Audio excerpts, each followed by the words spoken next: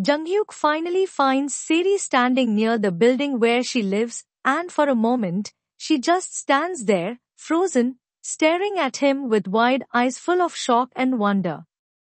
It feels too good to be true. She can't believe he's really standing in front of her. He softly tells her that he's been searching everywhere to find her, going to every place he could think of, because she never told him her address.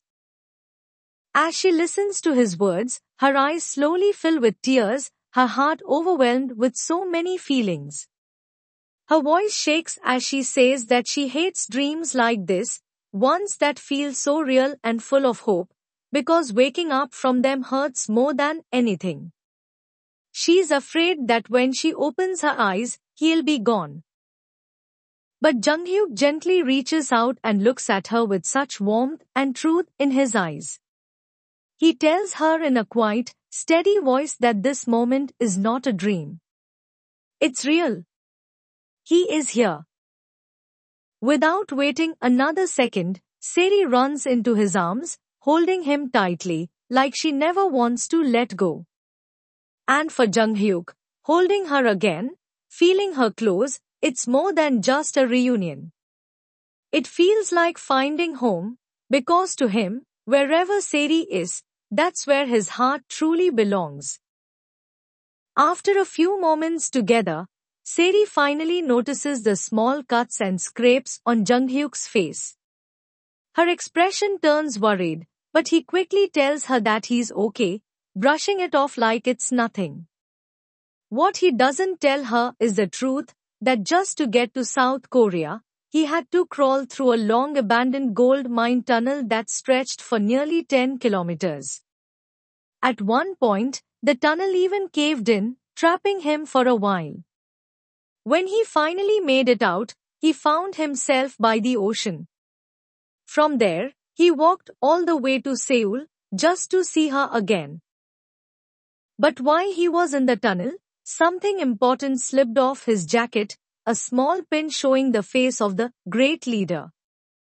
It went unnoticed by him, but someone else found it and turned it into the police. Not long after, investigators searching the area discovered the tiny tunnel entrance. Later, Seri takes Junghyuk to a quiet cafe. She's filled with questions and keeps asking one after another, her worry and curiosity overflowing. Finally, he gently asks her to slow down so he can actually answer. Calmly means that he didn't run away from his country, and he's not planning to stay in South Korea. He came only because Chul Kang escaped and crossed the border too, and he's after her. Junghyuk tells her that once Chul Kang finishes what he came to do to her, he'll turn his attention to Junghyuk's family. His voice is firm as he makes it clear, the moment he stops Chul Kang, he has to go back home. There's no other choice. Seri's face falls. The sadness in her eyes is hard to hide, but she nods, trying to be strong. Still, she holds on to one comforting thought, that for now, Junghyuk's job is to protect her. She looks at him and says that he has to stay close to her at all times. Then, gently, she wraps her scarf around his neck, pulling it up to hide part of his face. She reminds him that South Korea has fast internet, and if his face is caught on a security camera, the footage could spread everywhere in seconds. Seri brings Junghyuk back to her apartment, and he looks around with wide eyes, clearly shocked by how fancy everything is. The expensive furniture, the large space, and the neat decorations all seem overwhelming to him. He's clearly not used to this kind of life, and it shows on his face. Trying to change the mood, Seri asks if he wants something to eat. But when she opens her fridge, the only thing inside is bottled water. Junghyuk walks over, peeks inside, and looks confused. If you don't buy food, what do you spend all your money on? He asks seriously. Seri sighs and reminds him, they call me picky princess, remember? I never eat more than 3 bites of anything. Junghyuk gives her a look and quietly says, I've never seen you eat less than 3 bites, thinking of all the times he saw her enjoying meals back in North Korea. That was a survival tactic, she explains with a small smile. Junghyuk just smirks, not arguing, but clearly remembering those moments. Meanwhile, Junghyuk's teammates stand outside a fried chicken shop, looking longingly at the menu, wondering if they can afford it. They realize they need to act more like locals, so they agree to call Manbok, Hyung, and let him speak informally to them. Jisoo suggests getting fried chicken, but since Manbok is the oldest, it's up to him. He turns and sees 4 sets of sad, begging eyes staring at him. It's the hardest decision he's had to make. Back at Seri's apartment, she's already thought ahead and ordered fried chicken for Junghyuk. When it arrives, he picks up a piece, holds it out to her, and says with a straight face, I heard it's a South Korean custom to give your host the first bite. His tone makes her laugh out loud, and for a second everything feels light. But the smile slowly fades from her face as the truth sinks in again. He's really here, sitting beside her, and even though she's happy, she knows this moment might not last. Junghyuk asks Seri how her family reacted when she came back home. Seri forces a smile and lies through her teeth. She tells him he was right, that her family was overjoyed to see her and that everything has been going perfectly. She says he doesn't need to worry about her once he goes back. Junghyuk watches her closely. He doesn't look convinced, but he quietly nods, choosing to accept her words without pushing. Just then, the doorbell rings. Seri checks the monitor and sees it's her brother and his wife. She tries to ignore it, but before she can act, Sanga punches in the key code and lets herself in. Seri quickly turns to Junghyuk and tells him to hide in the next room. He moves without a word. Sehyoung and Sanga enter like they own the place. Sehyoung doesn't waste time. He smugly says they know exactly where Seri was while she was missing. He says nobody believes her story about losing her memory.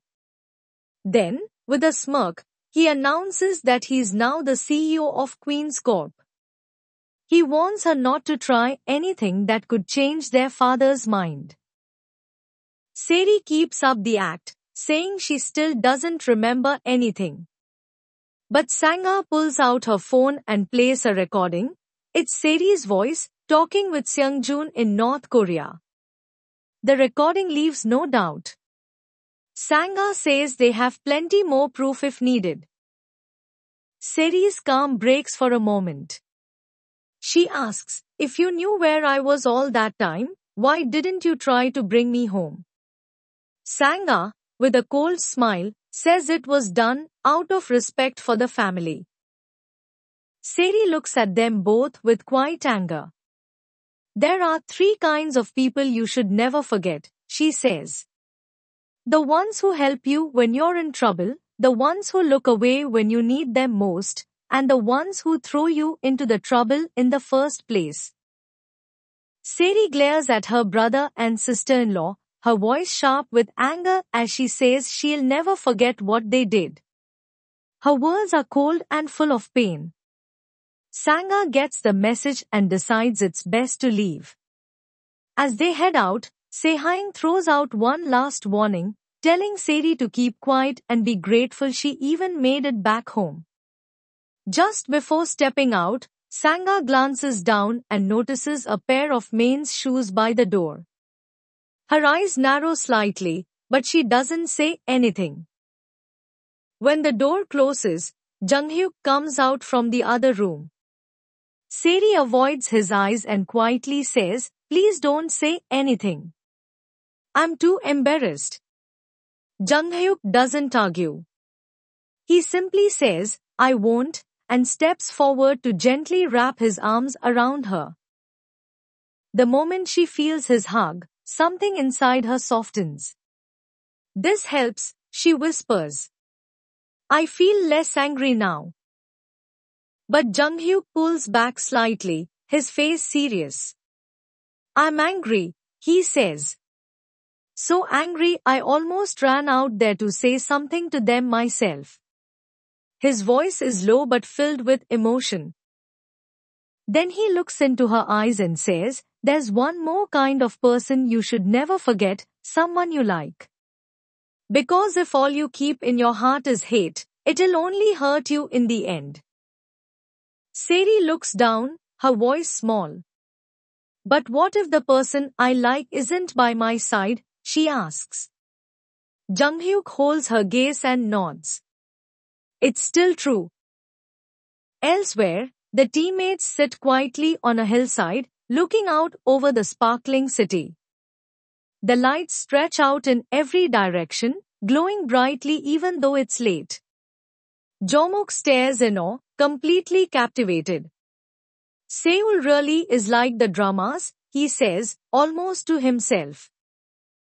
Manbok smiles softly and says, my son could study all night with this kind of light. There's a quiet hope in his voice. Kwangbum looks up at the sky, then glances at the city below. I wonder where Captain is right now, he says. The others fall silent, the question hanging in the night air as the city lights twinkle around them. Jung-hyuk's teammates find a Jjajimjilbang, a Korean sauna, where they can spend the night for a low price. It's warm, safe, and cheap enough to rest without worry. Kwangbum returns to their corner with trays of snacks and drinks, proudly saying he didn't even have to pay. The others stare at him, amazed, and quickly decide that the shop owner must have been so charmed by Kwangbum's good looks that she gave him the food for free. They all enjoy the night, relaxing, laughing, and eating. But the next morning, when they scan their wristbands to check out, they get hit with a huge bill. Every free item had been charged to their account. Shocked and defeated, they shuffle out of the Jjajimjilbang, grumbling at how expensive free turned out to be. Back in the North Korean village, the neighborhood ladies get dressed up in colorful hanboks and full makeup for the Lunar New Year. They're excited, not just for the holiday, but to visit a fortune teller known for being uncannily accurate. Younghae goes in first. She wants to know how to make her son study harder. The fortune teller begins her ritual and soon channels her spirit guide, who she claims is a South Korean ghost. Suddenly, she changes her voice and mannerisms, speaking like a little girl. She says that Myung-suk's husband, Manbok, has gone far away. Myung-suk is confused, she thought he was in Pyongyang. But the ghost insists he's much farther, and worse, he won't be coming back. Before anyone can ask more, the spirit turns to Younghae and says she's the one with a bigger problem. In a panicked voice, she cries out that there will be a bloodbath in the village. The women freeze. The fortune teller begins to wail, her eyes wild, until Wol-suk hands her a cookie, which immediately calms her down. And just like that, her prediction begins to come true. The senior colonel, Younghae's husband, and several high-ranking officials, all of whom had secretly worked with Chul Kang, are arrested and dragged off to prison. Elsewhere, CEO Jeon gets word of the arrests. He rushes to wake Seung-joon, telling him their business, secretly hiding fugitives, has been discovered. They have to leave immediately. As they rush into the hotel hallway, a group of soldiers suddenly turns the corner and grabs CEO Jeon. Seung-joon, just a few steps behind, sees everything and freezes. The soldiers don't spot him. He's lucky, for now. But as he backs away into the shadows, his heart pounds. He's on his own now. Jung-hyuk's father sits alone, reading the letter Jung-hyuk left for him before going to South Korea. In the letter, Jung-hyuk explains that Chul-kang killed Mo-hyuk and now he's after the woman Jung-hyuk loves. He promises he'll be back before the company changes leadership again in a month. After a long pause, Director Ri quietly burns the letter, watching the flames swallow the paper. At home, Jung-hyuk's mother is clearly worried about her son. Director Ri warns her that if anyone finds out Jung-hyuk went south, their entire family will be ruined. His wife snaps back, accusing him of caring only about his career. She says if his job costs them another son, she might not be able to live through it. Meanwhile, Seri changes the lock on her door and insists Jung-hyuk get a code of his own. She also suggests they go shopping to help Jung-hyuk save his look. At the car, Jung-hyuk knocks on the hood, explaining animals hide under the engine in winter to stay warm. Seri laughs, reminding him they're in a parking garage. But just then, a cat darts out from under her car. Jung-hyuk looks even more surprised than she does. Seri smiles and promises she'll do that from now on, but then her face falls, and she admits she's making herself sad. Because every time I do, I'll think of you. She tells him that while he's here, they shouldn't get emotionally closer or make new memories that will make saying goodbye harder. Jung-hyuk nods and promises to do his best. At the store, Seri has Jung-hyuk try on several suits. With each one, he looks more and more handsome, almost drool-worthy. The store employee keeps praising him, which makes Seri a little jealous. But then the employee addresses them as life partners and tells her Jung-hyuk was looking at her with a sweet smile. Seri decides to buy nearly everything.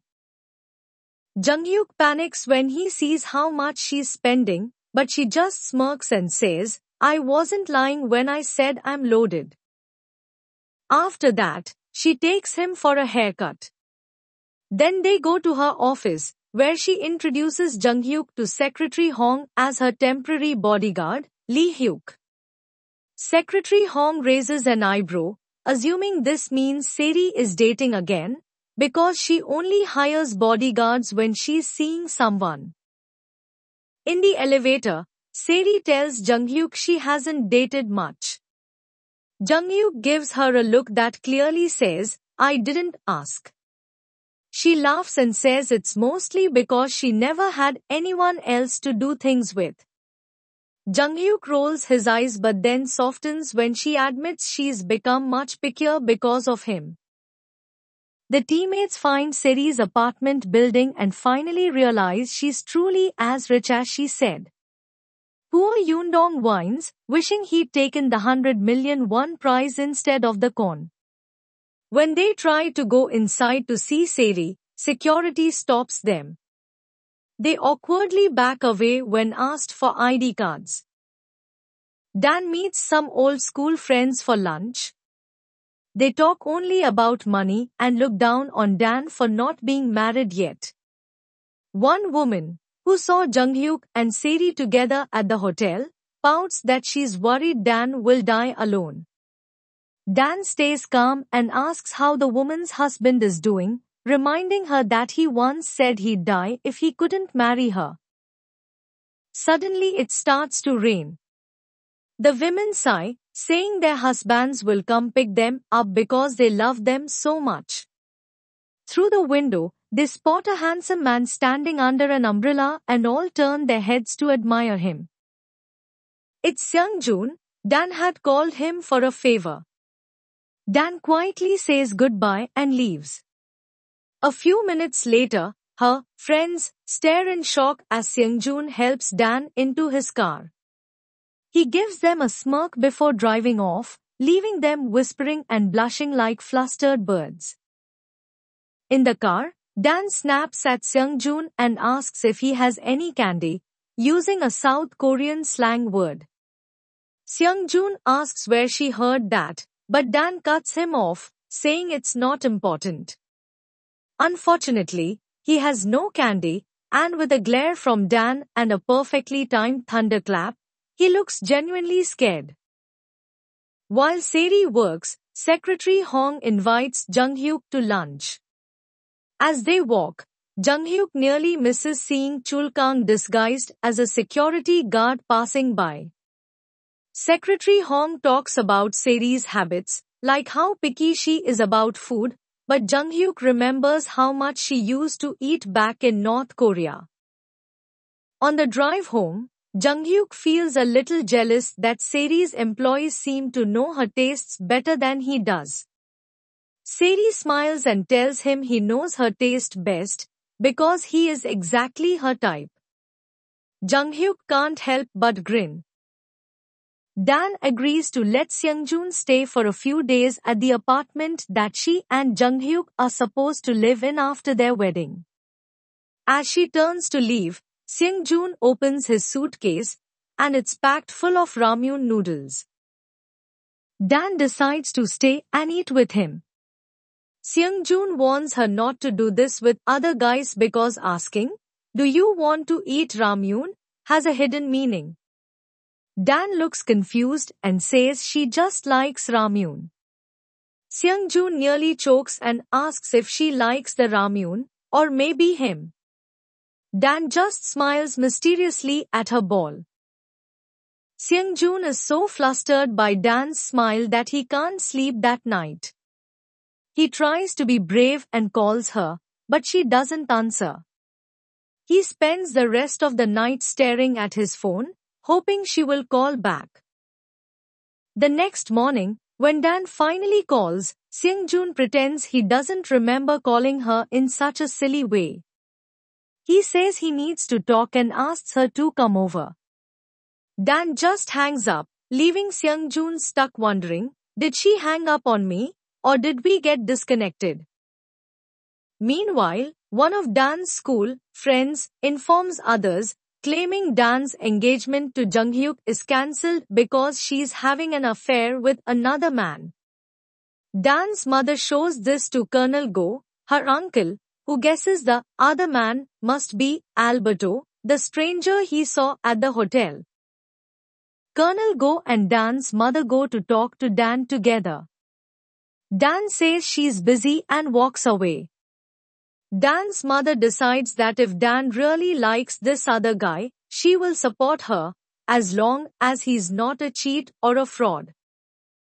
When Dan calls Seung-joon to say she's waiting outside, he rushes to the balcony and looks down at her with a silly, happy smile on his face. Seri's oldest brother, Sejun, and his wife Hyeji visit Seri's mother to tell her the truth, that Seri had been in North Korea while she was missing. Sejun reveals that Sehaing knew all along but kept it secret, hoping Seri would never come back so he could become the family heir. He says he found out from manager Oh, who is Seung-joon's informant and is back in Seoul now.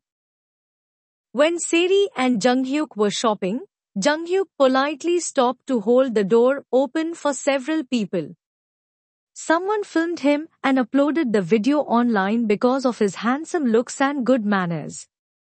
Seri gets worried when she sees it, but Jung-hyuk admits he didn't even know people could do that. Then he notices all the comments praising him, and he can't help but read how many people say he's handsome. He even nudges Seri aside so he can scroll through the comments by himself. He gets so caught up that he doesn't notice Chul-kang lurking just outside the office door. Jung-hyuk gets a call from an informant who says they've set up a meeting with Chul-kang. He tells Seri he has to go out that night. Seri doesn't want to let him go alone, but Jung-hyuk explains that the danger is exactly why she can't come with him. He reminds her that as soon as he finds Chulkang, he has to return home, which might mean they won't see each other again. Seri understands but says she wants to hear his voice once more before he leaves. She enters her phone number into his phone and installs a location app so they can find each other if needed. That evening, Jung-hyuk arrives at the place where he was supposed to meet someone, but there's no one there. He calls his informant's phone and hears it ringing nearby. Following the sound, he finds the phone sitting alone on a table inside an empty room. Suddenly, several men jump out from behind and attack him. He quickly becomes surrounded. Meanwhile, Seri is working late and keeps taking breaks to watch the video of Jung-hyuk. Worried, she texts him to check if he's okay. Then she decides to go home. On her way, she passes by Chulkang in the hallway but doesn't look at him, thinking he's just a security guard.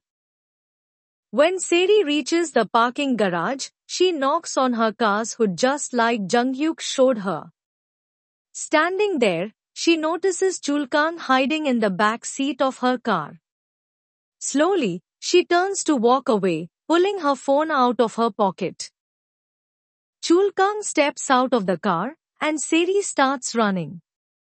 She accidentally drops her phone and has to leave it behind. She hides inside the guard booth where she watches the CCTV monitors to keep an eye on Chulkang. Soon, Chulkang notices the booth and moves closer, pulling out a gun. Seri ducks down, terrified. Jung-hyuk fights off the attackers and calls Seri, but she doesn't answer. Using the location app, he sees that she's still at work. He calls again, but this time Chulkang answers the phone. In a cold voice, he says he's with Seri. He warns Jung-hyuk that neither of them can call the police and tells him to stay on the line and come see him. When Jung-hyuk gets to the parking garage, Chulkang says that if he tries anything, he'll put a bullet in Seri's head. Jung-hyuk growls that if Chulkang harms Seri, he'll kill him. He walks into Chulkang's line of sight and Chulkang cocks the gun, then the lights go out. Seri's voice calls out to Jung-hyuk to run, that Chulkang is lying. She's not far from Chulkang, hiding behind a pillar, and the way she's yelling makes her voice echo. Loud footsteps rapidly approach Seri's location and a hand grabs her, and it's Jung-hyuk. Additional scene.